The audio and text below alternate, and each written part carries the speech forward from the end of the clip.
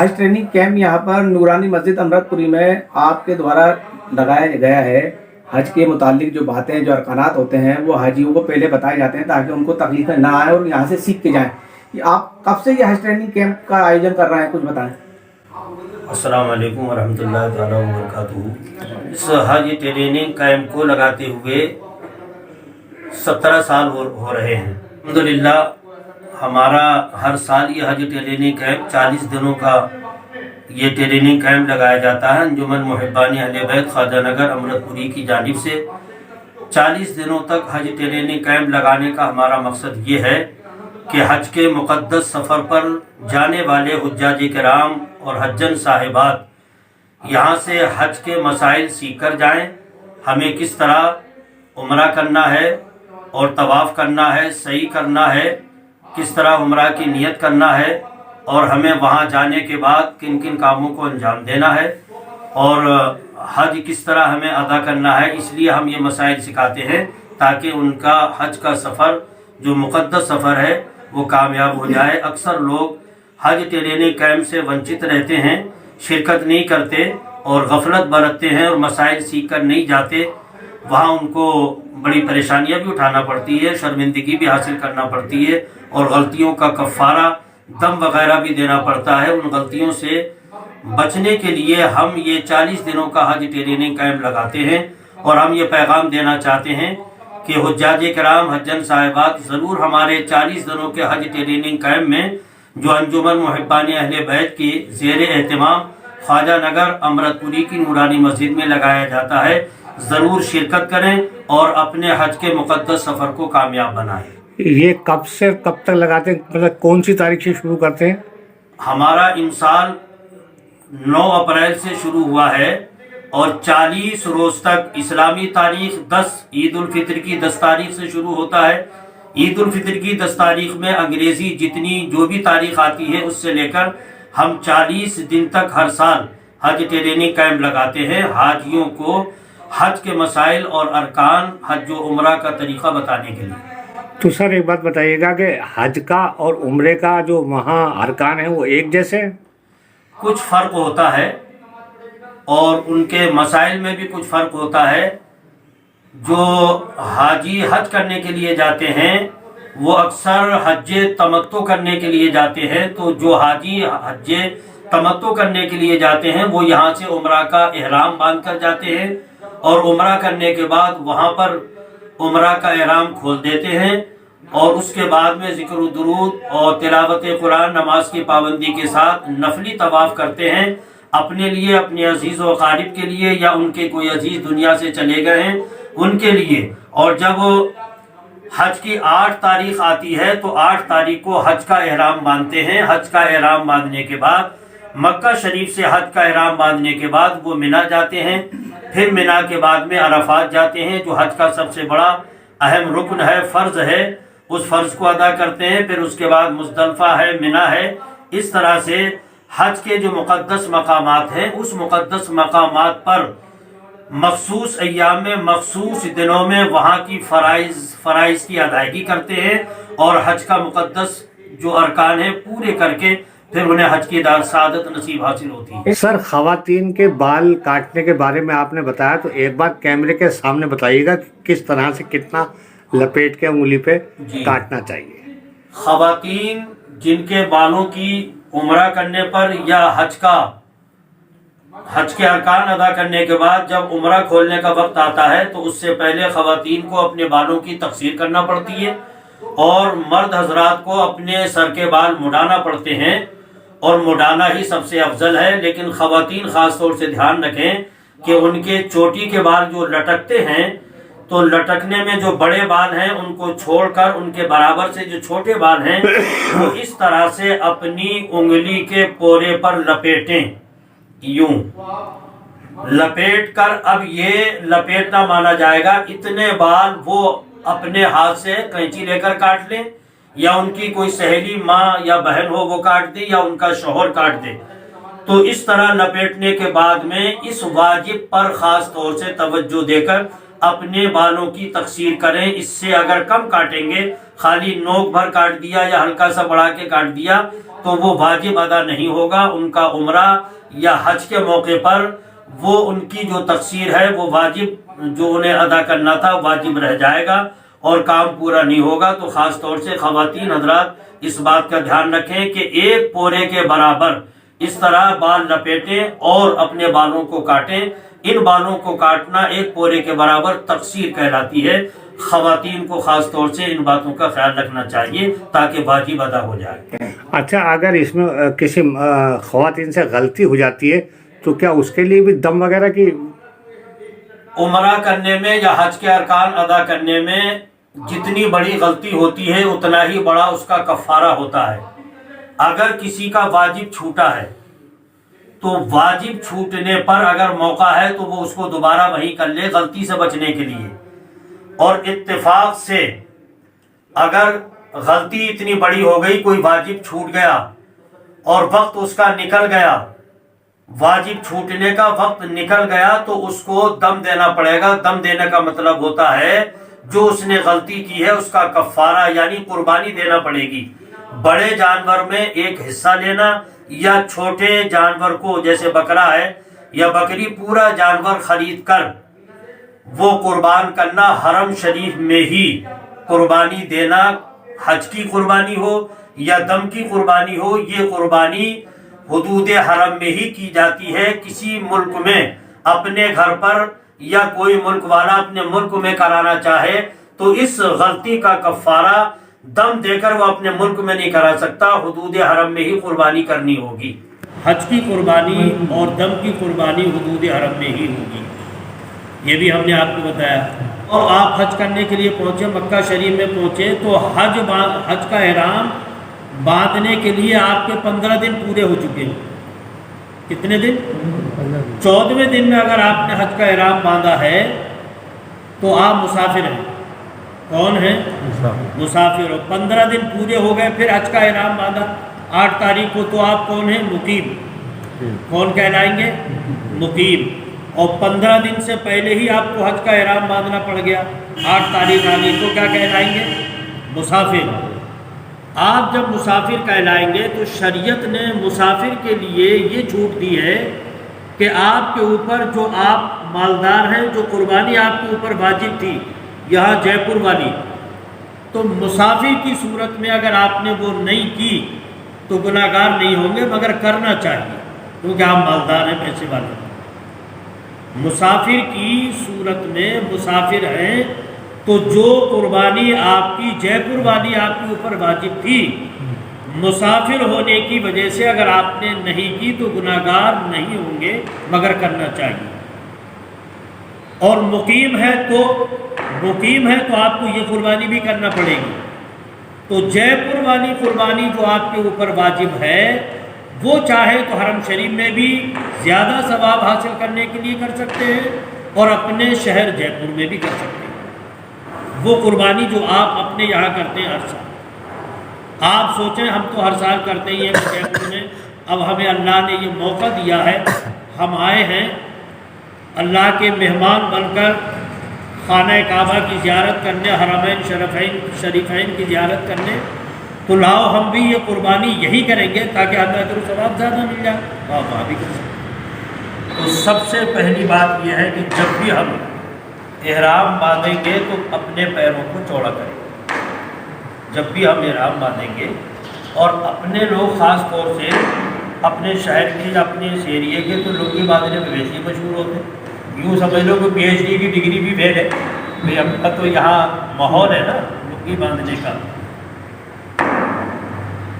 تو ہم آپ کو پہلے بھی بتا چکے ہیں کہ آپ جس طرح سے بھی سہولت ہو گانٹھ نہ لگائیں، اور گانٹھ نہ لگا کر کسی بھی صورت میں کیسے بھی باندھیں گے تو وہ آپ کی لنگی جو باندھنا ہے وہ صحیح ہوگی.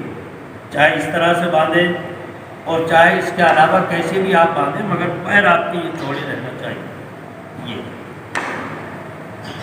اور اگر طریقے سے باندھیں گے تو یہ آپ کا لباس ایسا ہی ہوگا جیسے سلا ہوا پیجامہ یا آپ شلوار وغیرہ یا کوئی بھی چیز پہنتے ہیں تو اسی طرح سے آپ کے پورے بدن کی حفاظت رہے گی.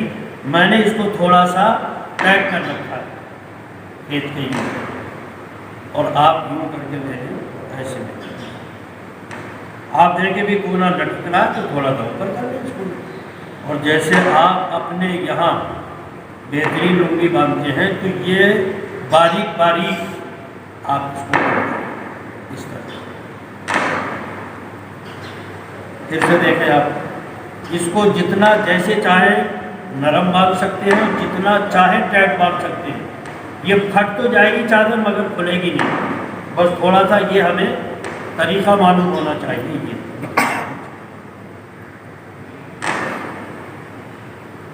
باریک باریک پلٹ دیں. یہ اتنا مضبوط ہو جائے گا باریک پلٹنے سے کھلے گا نہیں.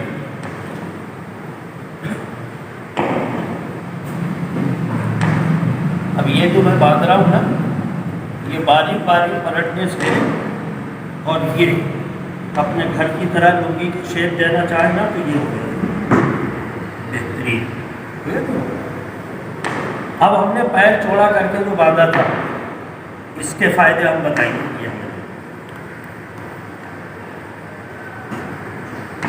یہ تو ہو گیا تہبند والی چادر. یہ ہے احرام کا لباس. کیا ہے؟ احرام کا لباس. تو ہم نے یہ پھیلا کے باندھ لیا. اب یہ والا پہنا تھوڑا سا ہم بڑا کریں گے اور اس کو تھوڑا سا چھوٹا کر دیں گے. یہ کونا یہاں لے لیا اور ہم نے یہ مارا.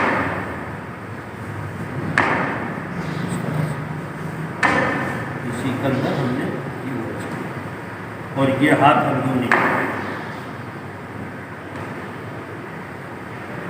اس کو اچھی طرح سے ڈال دیں گے.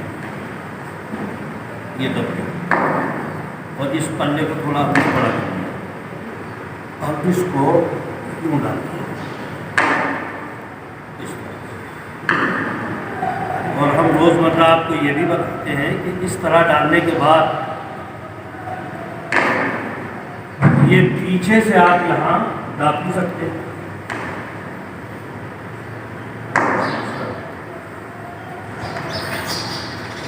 یہ آپ کا بہترین لباس ہوگا. اور روزمرہ ہم آپ کو یہ بھی بتاتے ہیں کہ بھی جو اس طرح سے نہیں باندھتے, خالی لوگ کیا کرتے ہیں وہ یوں چادر ڈال لیتے ہیں اس پر, تو یہ کیا ہوتا ہے کہ پیڑ دکھتا ہے. تو آپ یہاں رہیں یا یہ والا لباس پہنے, کوئی سا بھی لباس پہنے, انسانیت کے خلاف ہے کہ اس طرح انسان کا بدن کھلا ہوا دکھے. تو یہ طریقہ نہیں, بلکہ صحیح طریقہ کیا ہے جو ہم نے ابھی آپ کو بتایا, یہ ہے صحیح طریقہ کہ اس طرح سے ہمیں گھرس لینا چاہیے. ہمارے حفاظ کرام, علماء کرام بیٹھے ہیں, خاص طور سے ہمارے قاری ظریف صاحب بیٹھے ہیں, ان کو بڑی دلچسپی ہوتی ہے. ہم یہ چاہتے ہیں کہ کسی طرح یہ بھی اس کام کو اپنے اپنے علاقے میں انجام دیں تو لوگوں کو معلومات ہو اور لوگ صحیح معلوم ہے. حج کا جو انہیں سفر کامیاب بنانا چاہیے, وہ اللہ کے مہمان بن کے جاتے ہیں. تو مہمان بننے کا جو مہمان کے اوپر حق ہوتا ہے, اللہ کے مہمان بننے کا صحیح حق ادا کریں. یہ ہر حاجی حجن کی سب سے بڑی ذمہ داری ہوتی ہے. یہ ہم اپنے جے پور سے جا رہے ہیں. ہم نے آپ کو بتایا کہ اس پیر پھیلا کے یہ تہبند والی چادر باندھنے سے کتنا فائدہ ہوگا. آپ پوری لمبی ڈگ رکھ سکتے ہیں, دوڑ بھی سکتے ہیں. آپ کو کوئی ضرورت ہو جائے دوڑنے کی کسی بھی طرح تو آپ دوڑ سکتے ہیں.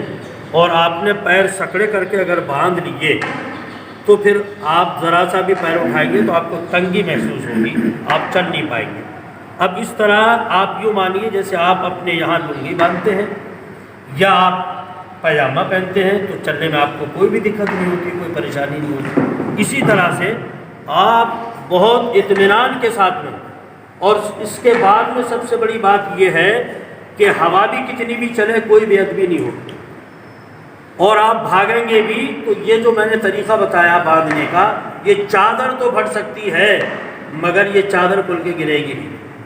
بہت سارے لوگ کیا ہے ذرا سی بات ہوتی ہے خالی سیکھنے کی اور باندھنے کی پریکٹس کرنے کی، مگر صحیح سے نہیں باندھتے تو وہ چادر نیچے آتی ہے، کبھی یوں پکڑ کے یوں برس رہے ہیں، کبھی یوں داب رہے ہیں، کبھی ہاتھ سے پکڑ رہے ہیں، کبھی یہ اوپر والا پکڑ رہے ہیں، کبھی یہ نیچے والا پکڑ رہے ہیں۔ تو یہ پہلا اسٹیپ ہے، ہمیں ان چیزوں کو سمجھنا چاہیے۔ ہم نے یہ احرام کا لباس پہن لیا، ہم نے ایئرپورٹ پہ پہنچ گئے، ہم جے پور ایئرپورٹ پہ ہیں پہنچے، ہم نے سلا ہوا لباس اتار لیا اور ہم نے احرام کا یہ لباس پہن لیا۔ یہ ابھی لباس احرام نہیں ہے، کیونکہ احرام کا یہ لباس ہے بغیر لباس کے ہم نہ عمرہ کی نیت کر سکتے ہیں نہ حج کی نیت کر سکتے ہیں۔ یہ کل کے بیان میں ہم نے آپ کو بتایا تھا کہ اس لباس کے بغیر کوئی کام نہیں کر سکتے، وہاں جانے کے بعد ہمارا کوئی کام قابل قبول شریعت کی نظر میں ہوگا ہی نہیں اس لباس کے بغیر، کیونکہ یہ لباس سے ابتدا ہے عمرہ کرنے کی اور حج کرنے کی، اس لیے یہ لباس لازم ہے، ضروری ہے۔ اب ہم نے اس لباس کو پہننے کا طریقہ سیکھ لیا۔ اب ایئرپورٹ پہ پہنچنے کے بعد ہمیں کیا کرنا ہے؟ 2 رکعت نماز نفل بنیت احرام پڑھنا ہے۔ کیا پڑھنا ہے؟ 2 رکعت نماز نفل بنیت احرام پڑھنا۔ نیت کیسے کریں گے؟ نیت کی میں نے 2 رکعت نماز، بولے آپ حضرات بھی بولے تاکہ بولنے میں تھوڑی پریکٹس ہو جائے۔ نیت کی میں نے 2 رکعت نماز نفل بنیت احرام، واسطے اللہ تعالیٰ کے، منہ میرا کعبہ شریف کی طرف، اللہ اکبر۔ یہ ہم نے ابھی ہمارے سر پہ ٹوپی ہے، رومال ہے، جس طرح ہے اسی طرح ٹوپی اوڑھنے، رومال وغیرہ باندھنے، کیونکہ ابھی آپ احرام کی حالت میں نہیں ہیں۔ آپ ٹوپی اوڑھ کر کپڑا باندھ کے 2 رکعت نماز نفل ادا کریں احرام کی نیت سے، تو آپ نے ابھی نیت سنی، باندھ لیے۔ پہلی رکعت میں ثنا الحمد شریف اور پہلی رکعت میں قل یا ایھا الکافرون، دوسری رکعت میں الحمد شریف کے بعد قل ھو اللہ شریف آپ نے یہ پڑھ کر نماز پوری کر لی، نماز پڑھ لی پوری نماز۔ اس طرح سے جیسے آپ جو لباس میں نے آپ کو بتایا تھا، آپ رکوع میں جائیں گے تب بھی آپ کی چادر نہیں گرے گی، اور آپ سجدے میں جائیں گے تب بھی آپ کی چادر نہیں گرے گی، لباس ایسا ہی رہے گا۔ اور وہ بھی ہم نے آپ کو بتا دیا کہ جو لوگ ایسا نہیں باندھتے ہیں وہ چادر اٹھاتے رہتے ہیں، ڈالتے رہتے ہیں، اور نماز میں اس طرح کے کام کرتے رہتے ہیں، کثرت سے کام کرنے پر وہ نماز نہیں ہوتی۔ اب ہم نے نماز پڑھ لی، اب ہمیں یقین ہو گیا کہ بھی ہمارے سارے کاغذات کی کارروائی پوری ہو گئی ہے، ہمیں پلین میں بیٹھنا، تو ہم بیٹھ گئے پلین میں بھی بیٹھ گئے۔ اب پلین میں بیٹھنے کے بعد مردوں کو یہ سب سے پہلے دیکھنا پڑے گا کہ بھائی اگر ہمارے سر پہ ٹوپی ہے، رومال، امامہ کوئی بندھا ہوا ہے، تو اب ہم عمرہ کی نیت کرنے کے لیے جا رہے ہیں، اب ہمیں اپنے سر کو ننگا کر دینا، یہ مرد کی سب سے بڑی ذمہ داری ہے۔ آپ نے اپنے سر کو ننگا کر دیا، اب آپ اطمینان سے بیٹھ گئے۔ پلین میں بیٹھنے کے بعد اب آپ عمرہ کی نیت کریں گے۔ بھئی کوئی بھی سواری میں بیٹھے، پلین اڑ رہا ہے تو اڑنے والی دعا پڑھ لیں، لیکن بیٹھنے کے بعد میں کوئی آپ کو سکھائے یا نہ سکھائے، یہ حج ٹریننگ کیمپ میں پریکٹیکل سکھانے کا مطلب یہی ہے کہ آپ اتنے ٹرینڈ ہو کر جائیں کہ آپ کو کسی کی ضرورت محسوس ہی نہ ہو کسی کام کے لیے۔ اب آپ عمرہ کی نیت کریں گے، کیسے کریں گے؟ اے اللہ، بولیے آپ حضرات، بولیے، سب کے بولیں، یہ علماء کرام کی ضرورت نہیں، آپ حضرات بولیں، اے اللہ میں عمرہ کی نیت کرتا ہوں، تو اسے میرے لیے آسان کر دے اور اس کو میری طرف سے قبول فرما۔ یا آپ نے نیت کی اور نیت کرتے ہی آپ لبیک پڑھیں، سب لوگ مل کے پڑھیں لبیک، لبیک اللہم لبیک، لبیک لا شریک لک لبیک، ان الحمد والنعمت لک والملک لا شریک لک، لبیک اللہم لبیک، لبیک لا شریک لک لبیک، ان الحمد والنعمت لک والملک لا شریک لک، لبیک اللہم لبیک، لبیک لا شریک لک لبیک، ان الحمد والنعمت لک والملک لا شریک لک. مرد حضرات 3 مرتبہ بلند آواز سے پڑھیں گے، عورتیں دھیمی آواز سے پڑھیں گی. خانہ کعبہ کا دروازہ اور حجر اسود کی یہ بیچ والی جگہ یہ ملتزم کہلاتی ہے. کیا کہلاتی ہے؟ ملتزم کہلاتی ہے. آپ اپنے ہوٹل سے نکل کر آ گئے، شہر میں آ گئے، مسجد حرام میں، اور پہلی نظر آپ پر کعبہ شریف پر آپ کی پڑی تو آپ نے کیا پڑھا؟ لا الہ الا اللہ واللہ اکبر، لا الہ الا اللہ واللہ اکبر، لا الہ الا اللہ واللہ اکبر. تو اب آپ آئے ہیں حجر اسود کے سامنے اس لیے کہ آپ کو طواف کرنا ہے. تو غور سے سنیں، حجر اسود سے ہی طواف شروع ہوتا ہے. تو مرد حضرات سب سے پہلے جب کعبہ شریف کے سامنے آئیں گے، نظر پڑ جائے گی، دعا کر لیں گے. اس کے بعد مردوں کی یہ سب سے بڑی ذمہ داری ہے کہ وہ یہ چادر جو اوپر کی اوڑھے ہوئے تھے اب یہ دہنے کندھے کے نیچے سے نکالیں گے مرد حضرات، اور اسی چادر کو ایسے ڈال لیں گے. اسی چادر کو ایسے ڈال لیں گے، دہنا کندھا آپ کھول لیں گے. تو حجر اسود کے سامنے آپ کھڑے ہیں، چونکہ آپ کو طواف کرنا ہے تو سب سے پہلے آپ نے کیا ہے اجتباء. کیا کیا ہے؟ اسے کیا بولتے ہیں؟ اجتباء. یعنی دہنا کندھا آپ نے کھول لیا، دہنے کندھے کے بغل کے نیچے سے چادر نکالی اور بائیں کندھے پر ڈال لیا. آپ نے کر لیا اجتباء. اب اجتباء کرنے کے بعد میں آپ کریں گے طواف کی نیت، کیونکہ آپ کو طواف کرنا ہے. تو طواف کی نیت اس طرح کریں گے، اے اللہ میں تیرے عزت والے گھر کا طواف کرنے کا ارادہ کرتا ہوں، تو اسے میرے لیے آسان کر دے اور اس کو میری طرف سے قبول فرما. تو جو خواتین ہیں وہ بھی ایسی نیت کریں گی کہ اللہ میں تیری عزت والے گھر کا طواف کرنے کی نیت کرتی ہوں، تو اسے میرے لیے آسان کر دے اور اس کو میری طرف سے قبول فرما. آپ نے نیت بھی کر لی طواف کی. اب طواف کی نیت کرنے کے بعد مرد حضرات اچھی طرح ہاتھوں کو اٹھائیں گے، کیونکہ یہ جو حجر اسود جو پتھر لگا ہے اس کو آپ چومیں گے. ہمارے آقا صلی اللہ علیہ وسلم نے ارشاد فرمایا کہ یہ پتھر چومنے کے لیے ضروری نہیں ہے کہ آپ اس کے قریب جائیں. بھیڑ ہے، بہت زیادہ ہجوم ہے، تو کسی کو تکلیف دے کر آپ آگے نہ پہنچیں. اور آپ مجھ سے ویسے بھی ٹچ نہیں ہوں گے، اس لیے کہ اس میں خوشبو لگی ہوتی ہے اور آپ احرام کی حالت میں ہیں. تو حضور نے فرمایا کہ دور کھڑے ہو کر ہاتھ یا لکڑی کے اشارے سے یا ہاتھ کی ہتھیلی کے اشارے سے اس پتھر کو چومنا، بوسہ دینا، استلام کرنا ایسا ہی ہے جیسے قریب سے آپ نے پتھر پکڑ کر چوم لیا. اتنا ہی ثواب آپ کے نام ہے اعمال میں لکھا جائے گا. بسم اللہ اللہ اکبر، چومنے میں آواز بھی نہیں آئی اور آپ نے استلام کر لیا. اب استلام کرنے کے بعد اب آپ یہ مڑ گئے بائیں ہاتھ کی طرف، تو کعبہ شریف آ گیا. اب یہاں سے خواتین ہے اگر آپ کے ساتھ میں تو صحیح ہے، اور نہیں ہے تب بھی آپ کو طواف کرنا ہے، انہیں بھی طواف کرنا ہے. مرد اور خواتین کے طواف میں تھوڑا سا فرق یہ ہے کہ شروع کے 3 چکر میں مرد رمل کریں گے، یعنی تھوڑا سا سینہ تان کر یوں چلیں گے ایسے مرد حضرات، جیسے پہلوانوں کی طرح کوئی پہلوان آتا نا اکھاڑے میں لڑنے کے لیے تکبر سے. آپ یہ سوچیں گے کہ اللہ کے گھر کے سامنے ہم تکبر کیوں کر رہے ہیں، سینہ کیوں اتارنا ہے. دنیا کے ہر حصے میں تکبر کرنا، اکڑنا گناہ ہے. نیچی نظروں سے چلنا اور ادب سے چلنا اسلام کی تعلیم ہے، مگر ہم اللہ کے گھر کے سامنے کیوں اکڑ رہے ہیں؟ یہ ہمارے آقا صلی اللہ علیہ وسلم کی سنت ہے. ہم طواف کرتے جا رہے ہیں اور تیسرا کلمہ پڑھتے جا رہے ہیں، سبحان اللہ والحمد للہ ولا الہ الا اللہ واللہ اکبر ولا حول ولا قوة الا باللہ العلی العظیم.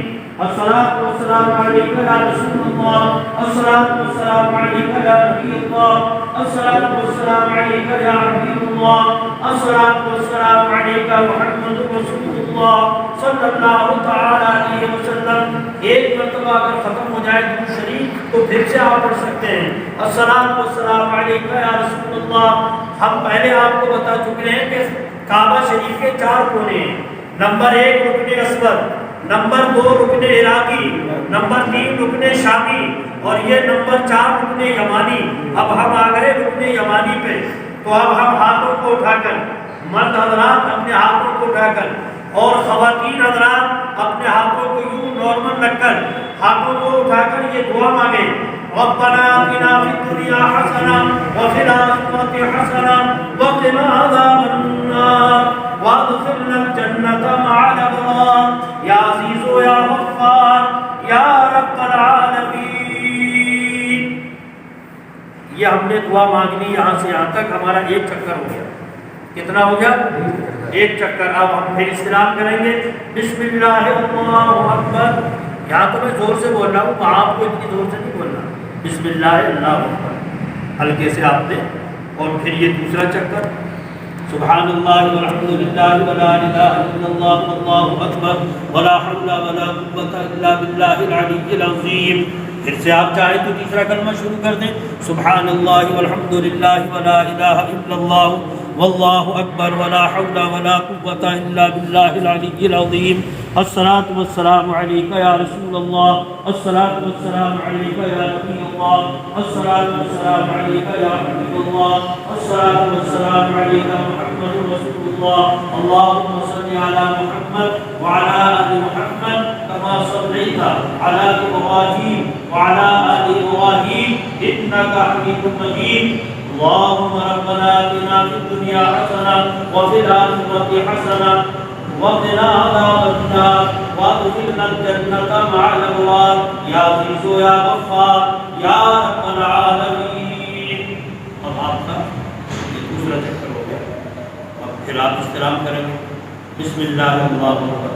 2 چکر ہو گئے، تیسرے چکر میں پھر سبحان اللہ والحمد للہ ولا الہ الا اللہ واللہ اکبر ولا حول ولا قوۃ الا باللہ العلی العظیم۔ سبحان اللہ والحمد للہ ولا الہ الا اللہ واللہ اکبر ولا حول ولا قوۃ الا باللہ العلی العظیم۔ الصلاۃ والسلام علیک یا رسول اللہ، الصلاۃ والسلام علیک یا نبی اللہ، الصلاۃ والسلام علیک یا حبیب اللہ صلی اللہ تعالی علیہ وسلم۔ اللهم ربنا آتنا في الدنيا حسنة وفي الآخرة حسنة وقنا عذاب النار وادخلنا الجنة مع الأبرار يا عزيز يا غفار يا رب العالمين۔ اب آپ کے حجر اسود پہ آنے کے بعد 3 چکر ہو گئے، پھر استلام بسم اللہ اللہ، آپ نے پھر استلام کر دیا۔ اب یہ آپ کے 3 چکر ہو گئے، تو 3 چکروں میں جو کچھ آپ سینہ تھام رہے تھے، اکڑ رہے تھے، اب سیدھا کھانے کے کرنے کی ضرورت نہیں ہے، آپ نارمل ویسے ہی چلیں۔ خواتین شروع سے نارمل ہی چلیں گی، انہیں کوئی اکڑنے کی سینہ تاننے کی ضرورت نہیں ہے۔ اس طرح جو آپ کے ساتھ میں اگر کوئی خاتون ہیں، خواتین ہیں، تو آپ ان کا خاص طور سے دھیان رکھیں، بہت تیز نہ چلیں، وہ بھی ساتھ میں رہیں، کیونکہ بھیڑ کی وجہ سے گم نہ ہو جائیں، گم ہونے کی وجہ سے میں مانا جائے گا۔ اس کے اندر سے اگر کوئی بھول سے نکل گیا تو یہ چکر نہیں مانا جائے گا۔ اس طرح سے پورے 7 چکر آپ لگاتے رہیں گے، ہر چکر پر رکن یمانی سے دعا کرتے رہیں گے جو ابھی آپ نے سنی ہے، اور ہر چکر حجر اسود کے سامنے آ کر ہی ختم ہوگا۔ اور پھر اس کے بعد میں آپ بسم اللہ اللہ اکبر کہہ کر پتھر کو چومتے رہیں گے۔ اس کے بعد میں 7 چکر جب پورے ہو جائیں، تو 7 چکر جب پورے ہوں گے تو مرد حضرات کی یہ ذمہ داری ہے سب سے بڑی کہ یہ جو کندھا کھولا تھا، یہ کندھا جو کھولا تھا، اب اس کندھے کو ہم ڈھکیں گے۔ اس لیے ڈھکیں گے کہ اب ہمیں 2 رکعت نماز واجب الطواف کی ادا کرنا ہے۔ آپ پوچھیں مسئلہ کہ بھائی اگر اتفاق سے ہم بھول گئے کندھا ڈھکنا اور ہم نے نماز نہیں پڑھی، نماز ایسے ہی پڑھ لی، تو کیا وہ نماز ہوگی یا نہیں ہوگی؟ وہ نماز نہیں مانی جائے گی۔ کندھا ڈھک کر ہی ہمیں نماز پڑھنا ہے، اور یہ نماز چاہے عمرہ کا طواف ہو چاہے نفلی طواف ہو، 7 چکر پورے کرنے کے بعد میں 2 رکعت نماز یہ واجب ہی ہوتی ہے، جسے واجب الطواف کے نام سے ادا کی جاتی ہے۔ اب ہم نے یہ نماز جو پڑھی جاتی ہے تو یہ کون سی نماز کہلاتی ہے؟ مقام ابراہیم والی نماز۔ کون سی نماز کہلاتی ہے؟ یہ ہے مقام ابراہیم۔ تو اب ہر عمرہ کرنے والا، ہر حاجی یہاں تو نماز پڑھ نہیں سکتا، تو افضل طریقہ یہ ہے کہ مقام ابراہیم پر نماز پڑھیں، مگر چونکہ رش بہت ہوتا ہے طواف کرنے والوں کا، تو ان کے راستے میں نہیں کھڑا ہونا چاہیے. آپ تھوڑے سے ادھر ہٹ جائیں، تھوڑے ادھر ہٹ جائیں. جو مطاف کی جگہ ہے، جہاں موقع ملے مطاف کی جگہ میں آپ نماز 2 رکعت کسی نیت سے ادا کریں کہ نیت اس طرح کریں کہ نیت بھی میں نے 2 رکعت نماز واجب الطواف کی واسطے اللہ تعالیٰ کے میرا کعبہ شریف کی طرف اللہ اکبر. یہ نیت کا طریقہ ہے. باقی نماز میں ثنا الحمد شریف بنیادی. اور ہم کھڑے ہیں صفا پہ، صفا کی پہاڑی پہ کھڑے ہیں، چہرہ کعبہ شریف کی طرف ہے. ہاتھوں کو اٹھا کر دعا مانگ لیں. اے اللہ تو خوب جانتا ہے کہ ہم حج کرنے کے لیے آئے ہیں اپنے وطن سے، ہم نے عمرہ کا احرام باندھا ہے، ہم نے عمرہ کا طواف بھی کر لیا. اے اللہ ہم صحیح کرنے جا رہے ہیں، اس عبادت کو تو قبول کر لے، عمرہ کرنے کو اپنی بارگاہ میں قبول کر لے، ہمارے گناہوں کو معاف فرما دے. ہم جو کام کر رہے ہیں نیکیاں، ذکر و درود اور عمرہ اور اس کے علاوہ جو بھی نیکیاں کرنے عبادت کرنے آئے ہیں، اے اللہ اپنے کرم سے اس عبادت کو اپنی بارگاہ میں قبول کر لے. خوب اچھی دعا مانگی آپ نے، دعا مانگ کے آپ نے ہاتھ نیچے کیے. اب آپ کریں گے نیت. نیت کائے کی کریں گے؟ صحیح کی. اے اللہ بولے، آپ حضرات بولے، اے اللہ میں صحیح کا ارادہ کرتا ہوں، تو اسے میرے لیے آسان کر دے اور اس کو میری طرف سے قبول فرما. تو ہم چونکہ پہاڑی پہ کھڑے تھے، دعا مانگ لی تھی ہم نے، اتر گئے. یہ صفا کی پہاڑی ہے، اب ہم چل رہے ہیں. تو میں آپ کو بتاؤں گا، چونکہ یہاں تو پریکٹیکل ہے نا، وہاں اتنی چھوٹی سی جگہ تھوڑی ہے. آپ